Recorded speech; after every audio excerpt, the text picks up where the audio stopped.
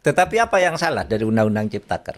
Kan soal metodologi aja, gitu. Sehingga saya katakan yang karena saya di dalam saya mengerti ini. Seumpama saya di luar pandangan saya beda tuh bukan saya mengatakan bahwa ini kalau di luar ini salah, enggak.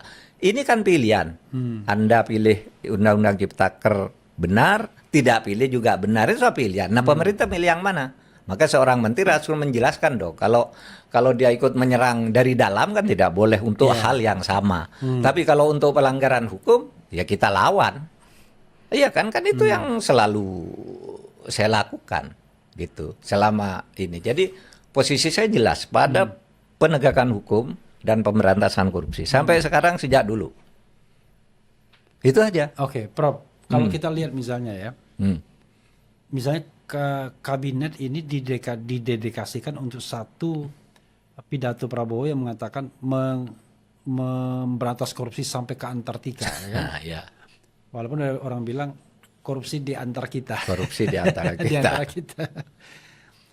Kira-kira ya, tune in nggak antara pidato Prabowo hari pertama dengan rekrutmen kabinet yang bisa merepresentasikan, menggambarkan bahwa punya giroh, keinginan untuk mewujudkan kata itu? Kalau di dalam, saya tidak menilai orangnya ini cocok apa enggak. Itu kan urusan presiden ya, ngangkat orang apa itu kan banyak orang menilai itu apa sih orang enggak punya pengalaman kok dijadikan menteri orang itu kok dijadikan menteri. Itu enggak apa-apa. Kita dulu juga, saya dulu juga jadi menteri enggak punya pengalaman bisa kan? Terutama menteri pertahanan. Iya, menteri pertahanan. Sama aja sekarang Pak Prabowo boleh mengangkat apa saja. Tapi implementasi dari apa yang dipidatokan Pak Prabowo itu nampaknya tidak tune in, terutama di dalam pemberantasan korupsi. Penegakan hukum masih terjadi kewenangan di mana-mana loh, sampai sekarang ini. Pasti salah, sama lah mestinya. Mas Refli dengan saya, setiap hari di WA kita itu orang mengadukan, bisa ada penganiayaan ini pelakunya, ini fotonya.